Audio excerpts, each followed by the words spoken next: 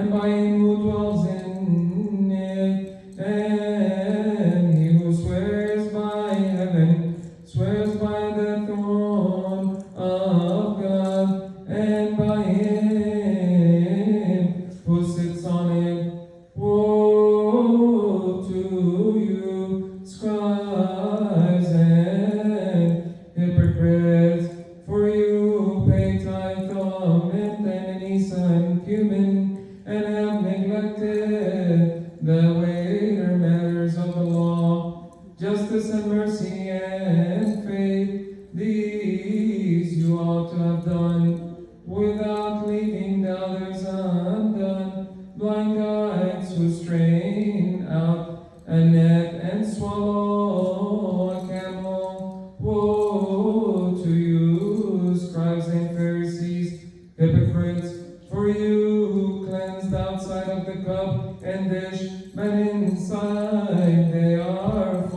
extortion and self-indulgence. Blind Pharisees, first cleanse the inside of the cup and dish, and the outside of them may be clean also.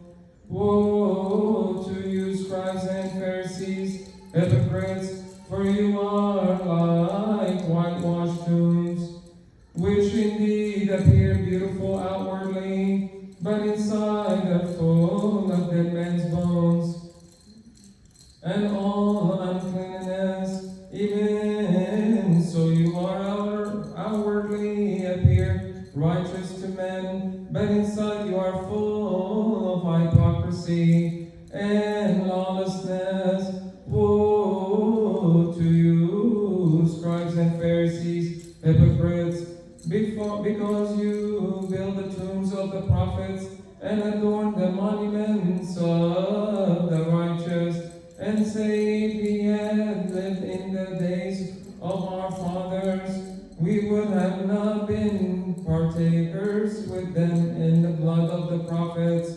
Therefore you are witnesses against yourselves, and you are sons of those who murdered the prophets.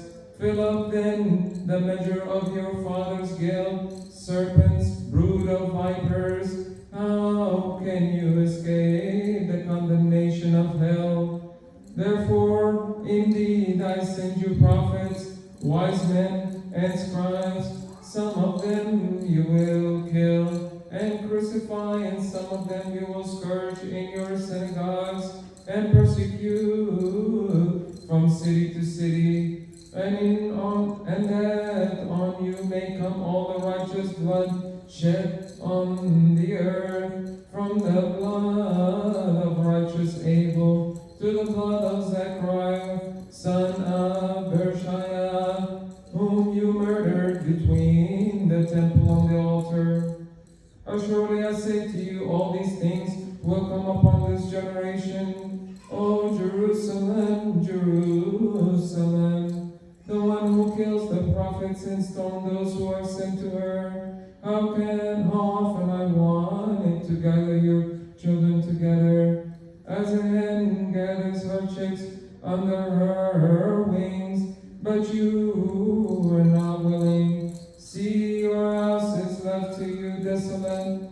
For I say to you, you shall see me no more, till you say, blessed is he who comes in the name of the Lord.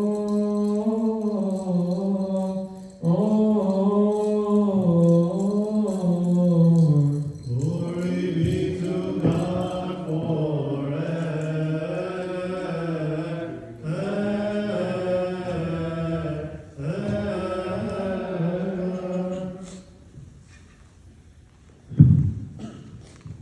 In the name of the Father, the Son, and the Holy Spirit, one God, amen. Notice today, in the readings, the theme of the readings has a lot of back and forth.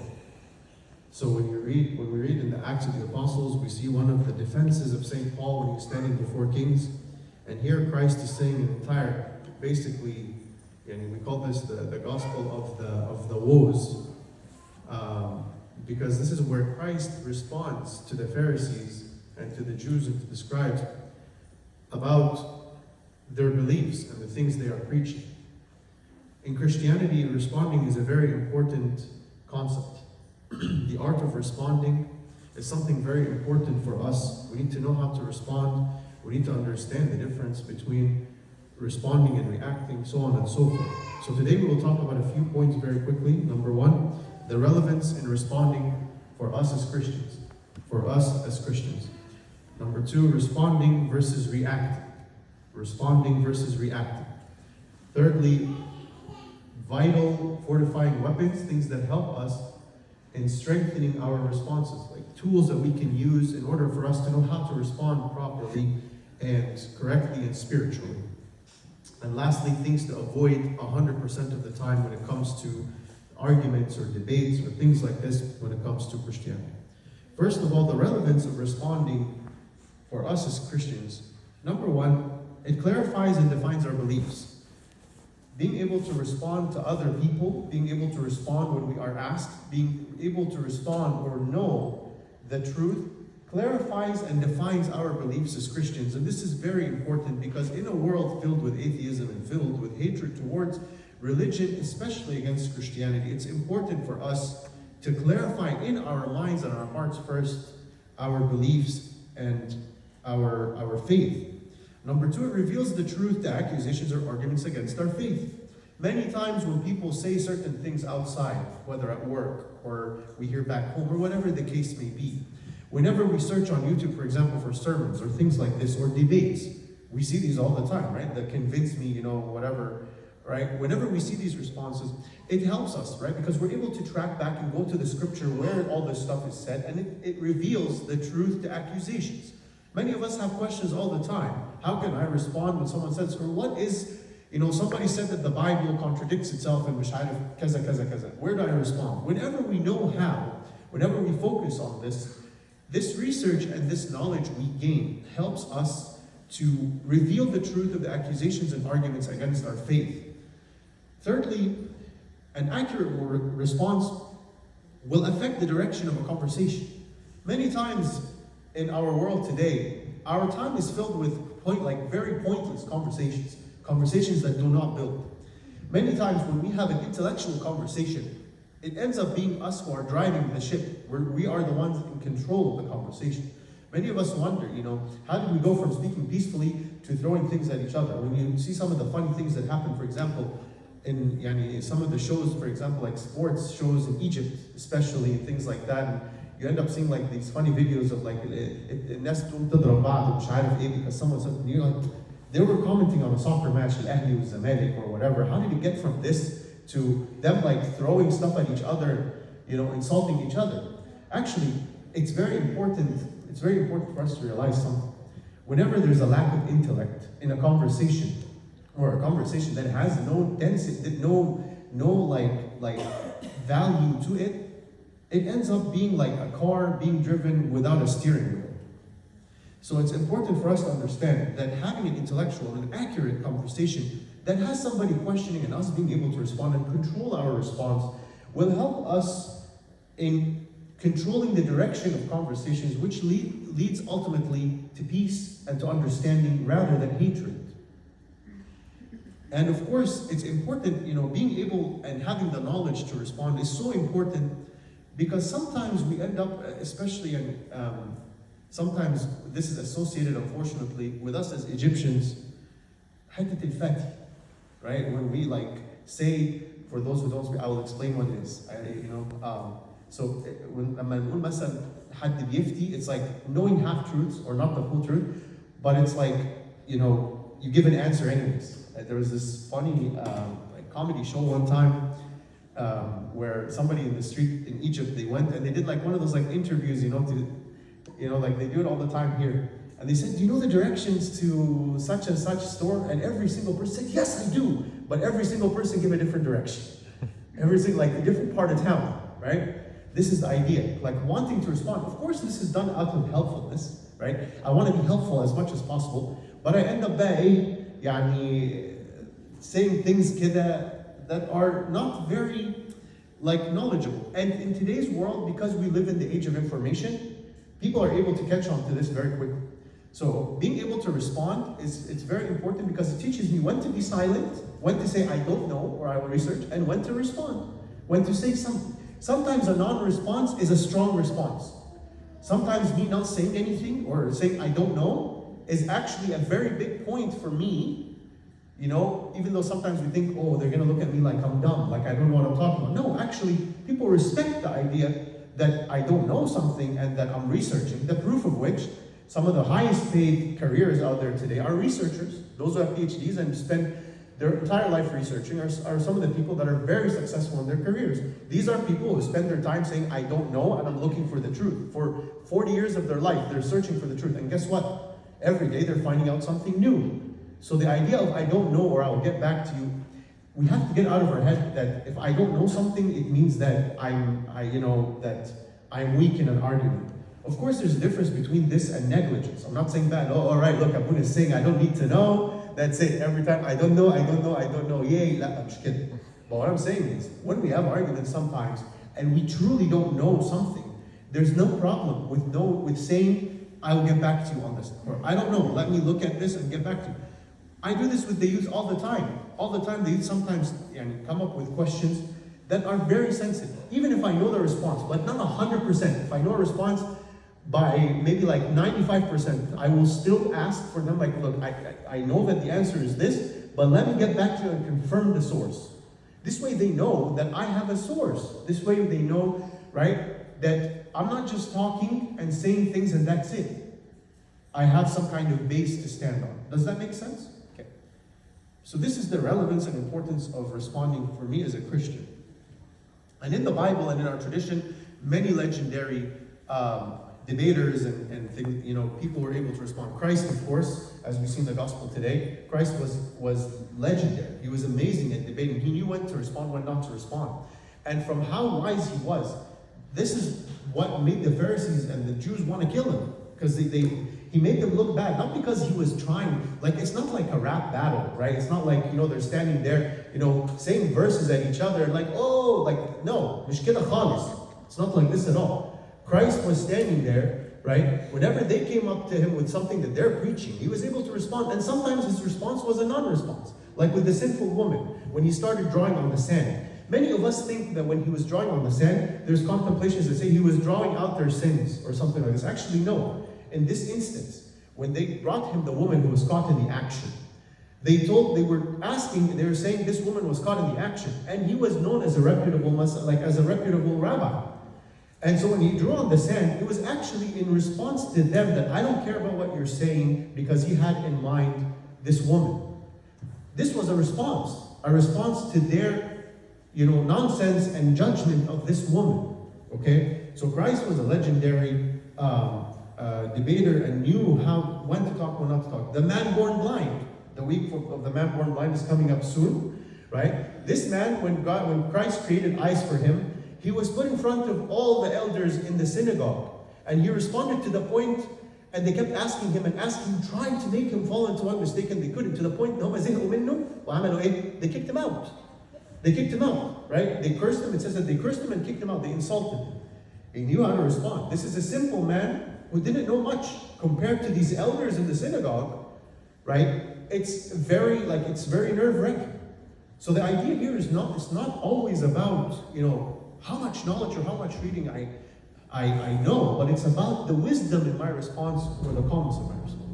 And many others, of course, St. Paul and St. Athanasius, with his famous quote, if the world is against the truth, then I'm against the world. But it's important. This all leads to something called responding versus reacting. Responding versus reacting. I can have all the knowledge in the world, but if I react rather than respond, I lose. Again, no matter how much knowledge I have, if I react rather than respond, I lose. So what is the difference between reaction and response? A reaction is an immediate emotional reply. Okay? And in Arabic, this is why, and I don't like sometimes the translation in Arabic, because response and reaction, well, actually there is different words. And in Arabic, رد فعل is a reaction. Rad by itself is response. It's kind of confusing, but that's what it is, right? But for our Arabic speakers. So a reaction is an immediate emotional reply. I'm going to reply to get to the emotions of the person in front of me. Or because it bothered me what was said, so I'm just going to react, right? It's a reaction. It's like putting baking soda with vinegar, right? You get a reaction right away, you get the bubbles and things like that. Or a rookie mistake like I made today with the oil, where there was too much oil on the candle and it almost lit up the whole thing. Reaction, okay? It is all about, reactions are all about self-preservation. It's all about, I want to look good. I want to look good. In the argument, I'm going to make you look bad. That's a reaction. That's not a response. You get the difference? And then reactions come from a place of fear, because I'm afraid. I'm afraid of what this person is saying or what the result of what this person is saying is. Okay? And those of us who have like any kind of career where they have to argue or things like that know exactly what I'm talking about, right? When it comes to, the law, especially like lawyers. I always say to anybody who's a lawyer in church, like, first of all, don't sue me. Second of all, like, if I ever have a debate, I'm gonna call you. Like, I'm gonna call you, come debate for me, or you teach me how to debate. Why? Because they know, if you even see, some of the things where, like, how lawyers and stuff come up with their arguments. Do they ever come up based on emotions? No. When you look at the political debates, for those who use their mind, right, you will see that the difference between the two parties is one of the parties goes on emotion. I will never forget the debate between Kamala Harris and Mike Pence, where she was like, the families, مش عارف ايه, like, عايزانا نعيط, right? And this guy on the other side is talking logic, talking facts, right? This is the difference of reaction versus response. Unfortunately, we live in a world today that is built on reactions. Cancel culture, wokeness, all this stuff. Anybody that says anything, I'm offended. I'm مش عارف ايه. Oh, look what I said. All the, like, people crying about everything, يعني كده هو on social media. But it is a world filled with reactions. We need to understand what responding means. Response, you evaluate the situation and you slow down. A response, when you come up with a response, it means that it takes for me to evaluate the situation and for me to kind of slow down kida and know the facts of what's going on. Secondly, maintain self-control. Okay? These people that we see in social media that end up like somebody who's born a man and they end up transitioning to something else and they get bothered when somebody, because they see you in front of them without offense, they say something and then they blurt out, how dare you, and stuff like that. These people are reacting. There is no logic, there is no self-control. This is how you know they will never be right, no matter how much society makes them right. But maintaining self-control. And the difference between, when you look at debates, again, between religions, the difference between us and others in the Middle East is we are able to hear accusations about Christianity without threatening or killing somebody. People criticize the Bible, they're even able to burn and step on the Bible in this country without us going out and revolting. But you remember when simple cartoons were drawn, what happened? This is the difference. This is the difference between us and them. Maintaining self-control. And this is why the Bible says, especially about these people, why they will never take more than a quarter of the world, because they live on reactions. And anybody, any group that lives based on reactions will never be successful. They will end up fighting amongst themselves, and they will end up being the doom of their cause. Response also comes from a place of love and respect. Love and respect. Those who say that love and acceptance means I'm okay with anything wrong, this is not what this means. Love and respect, a place of love and respect, I understand that we're all human beings. We are all human beings, and everybody has mistakes, everybody has positives and negatives. I need to know how to deal and cope with difficult things. And I'm talking to myself before I talk to anybody else. We're all human beings and we're all weak. But it's important for us to strive in our spiritual life, to find this peace, this place of peace, love, and respect in order for us to know how to respond. If we know that the person in front of us is just a lost person that has been raised in something wrong or has been deceived by a wrong ideology, I will never get offended by them. I will see them as human beings that are crying for help, and I will strive my best to show them that we love them and that we want them to see the truth. And of course, when it comes to responding, response is about a long-term result. Long-term result. It's not about a here and now response. Sometimes debates take a long time. Sometimes a response that I give to someone today will not affect them right away. It'll affect them later on in life when something happens. So I have to have this in mind. Just because somebody didn't leave today convinced doesn't mean that I failed. Okay? Responding is saying the facts and knowing this, and then letting time, letting God, and letting the work of God take place. What are some vital weapons for us to fortify and to be able to respond properly? Number one, know the Bible more than before. It was always said, for us growing up, read the Bible, read the Bible, read the Bible. The word that I want everybody to say to their kids and to say to themselves, know the Bible. There's a difference between reading the Bible and knowing the Bible. We need to know the Bible. We need to know the historical accuracy of the Bible.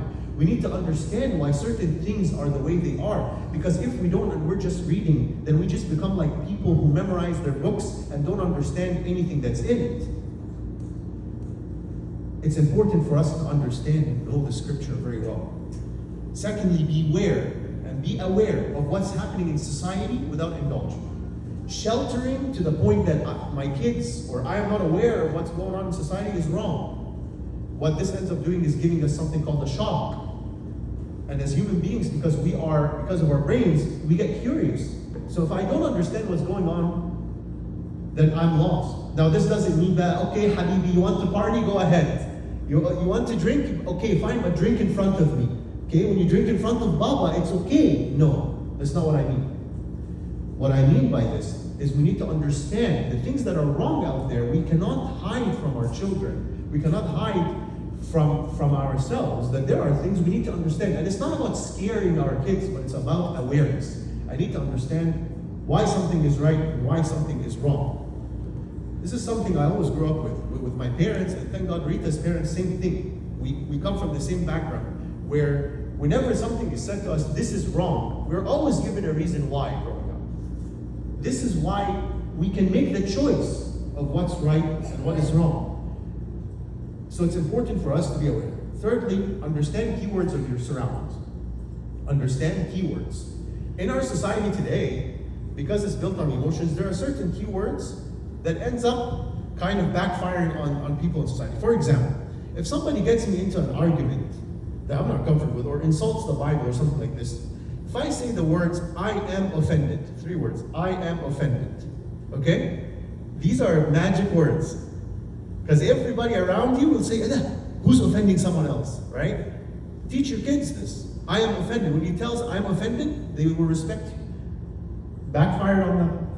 Secondly, if I say this is affecting my well-being, this is ba'akarsa, okay? Like if somebody in school, it says this is affecting, this teacher talking about these certain topics is affecting my well-being. By law, they have to take your kid out of this classroom, and they have to assign them like some kind of counseling, and this is in your hands about which counseling you want for your children. Okay? In this case, right, because we're always worried if my kids respond, what's going to happen to them in school, all these things. But these certain keywords that they came up themselves can work very well in our favor. St. Paul has a verse that he says that is genius, and this is where we get this idea. I didn't come up with this. He said, to the Jews I became as a Jew, that I might win the Jews. To those who are under the law, as under the law, that I may win those who are under the law. To those who are without law, as without law, not being without law towards God, but under the law towards Christ, that I might win those who are without law. To the weak I became as weak, that I might win the weak. I have become all things to all men, that I might by all means save some. This is St. Paul's trick, not ours. By the way, St. Paul lived in some messed up times. Some of these cultures that he preached, God be with this man. He went through a lot, So he knew he was very wise, he was very well educated. The key is that he was very well educated. And we see this in actually Pope Shenouda. If you remember some of the debates that Pope Shenouda had, some of the pressure, they always tried to get a reaction out of him. He was always calm and turned it into a joke. Know your surroundings, control your emotions, this is in your favor. Okay? And it's important to understand as well how to argue. Sometimes we have all the knowledge, but we don't know how to argue. We just have the reaction of, we just have the instinct to defend and say things, but actually, with this knowledge, the knowledge you have is a very powerful tool, a very powerful weapon. Know how to communicate. What are some things to avoid 100%? This is what we'll end with. Number 1, don't go provoke someone different than you to induce an argument. When we say know how to respond, this doesn't mean if I see a man dressed up as a woman, or I see somebody that looks different than us, or believes something else, that I go up to them and start singing Asobin or something, or saying, our God is an awesome God, in the middle of Masa, like I see people that are different than us, and I start saying things like that. Again, other religions do this, but not us. This is not us. We do not offend, we do not try to induce an argument, we do not provoke others. We do not provoke others. Number 2, don't insult even if insulted. Do not insult even if insulted. I'll give you a very simple political example. Everybody remembers Trump. Trump was hated by many people. Not because his ideologies were wrong. 90% of people that I have spoken to, what they had against him is how he talked and some of the things that he said. It's the only reason I'm bringing him up. I'm not saying I'm for or against him or anything like this. I'm not talking politics, but I'm giving you an example of somebody we all lived in his time. This man had great ideologies, but the way he said things is what ultimately brought the result that we have. It's important not to insult, to understand, not to insult, even if insult. It's important for us not to provoke. Although it can throw people off their guard when they're emotional, but this is not what we're trying to accomplish here. Number 3, don't answer a question if you aren't sure how to answer. Again, as we said, I don't know, I will check and get back to you. This is way better of an option. And it will avoid us getting into situations where one day I said this thing and then the next day I responded to myself. Okay? This happens in politics all the time. You see it today. You see, for example, the president's point of view on certain things today, and they get videos from like 10 years ago or 15 years ago, and he's like, it's almost as if he's responding to himself, right? And this is important for us to realize. Don't put yourself in a position where one day you will respond to yourself. This makes not just you look weak, but your belief look weak. Don't be condescending, okay? Don't treat others like they are garbage and I know everything because I'm Coptic Christian, I'm better than you. No. We are actually, as Coptic Christians, we as true bearers of the truth, we are servants to all. As Christ says, those who want to be first shall wash the feet of others, shall serve others. Have this attitude that I am a servant of everyone around me. I am here in this country, in this community, here in Berlin, to be the light of the world, to be the salt of the earth. Do not be condescending. And don't argue for the sake of arguing or continue an argument with someone doing the same thing. People argue for the sake of arguing all the time, especially like when it comes to atheists. Many atheists today, they don't want to know the truth. They're most likely atheists because they are running away from the idea of God because of something they did or something they don't want to face. So a lot of them will just argue for the sake of arguing. This is not fruitful. Okay? Answer the questions that you are given and everything like that. As soon as you start to see a loop happen, this is your key to step off. So don't argue for the sake of arguing. Because this will end up making you inside offended. It will make you stumble. Pray for those people and love those people. May God give us the wisdom to respond whenever we're talked to, whenever we are questioned, and give us joy in our life and peace, and glory be to God forever.